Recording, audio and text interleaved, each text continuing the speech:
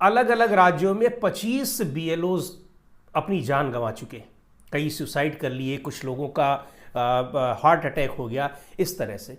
और कितनी अमानवीयता है कि चुनाव आयोग इस बात को स्वीकार नहीं कर रहा है, इसको लेकर कोई बात नहीं कर रहा है, कोई संज्ञान नहीं ले रहा है, अफसरों पर कोई जिम्मेदारी तय नहीं हो रही है, जवाबदेही तय नहीं हो रही है। और यहाँ तक कि ये तक कहा जा रहा है कि ये इस दबाव में नहीं इनकी जान जा रही है, अब पता नहीं क्यों जा रही है। कल हम देख रहे थे कि पश्चिम बंगाल में भारतीय जनता पार्टी की नेता हैं लॉकेट चैटर्जी, बड़ा उनका एक गैर जिम्मेदाराना बयान आया। उन्होंने कहा कि ये इसके दबाव में नहीं इनकी जान जा रही है, ये सब इनके अपने पर्सनल इश्यूज हैं। हैरानी की बात है, हालांकि उन्होंने ये कहा कि केवल पश्चिम बंगाल में हो रहा है, लेकिन उनको जानकारी नहीं थी केवल पश्चिम बंगाल में नहीं हो रहा है, उत्तर प्रदेश में भी हो रहा है, राजस्थान में भी हो रहा है, मध्य प्रदेश में भी हो रहा है, केरल में हो रहा है। जिन राज्यों में एसआईआर कराया जा रहा है उन सभी राज्यों का ये हाल है।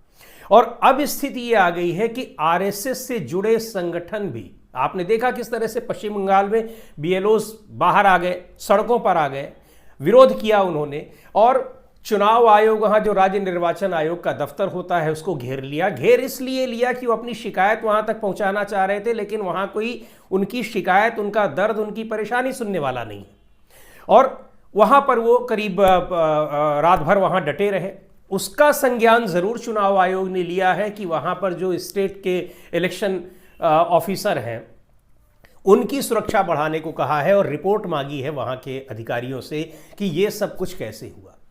हालांकि अब कैसे हुआ, उनके ऊपर इतना दबाव बनाया जा रहा है, इसके बारे में पूछताछ नहीं की चुनाव आयोग ने।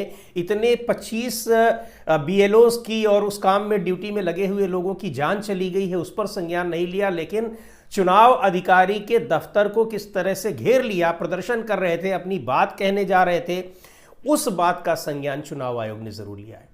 कल ये मुद्दा सुप्रीम कोर्ट में जब सुनवाई हो रही थी एसआईआर पर, 12 राज्यों के एसआईआर का मामला भी वहां पहुंच चुका है, बिहार का तो पहले से पहुंचा ही है, उस पर सुप्रीम कोर्ट में भी ये बात, इस पर चर्चा हुई, और सुप्रीम कोर्ट ने कहा है कि जिन राज्यों में कराया जा रहा है वहां आप इस पर एफिडेविट दीजिए। तो राज्यों से इस बात के लिए हलफनामा मांगा गया है कि किस तरह से ये दिक्कतें आ रही हैं।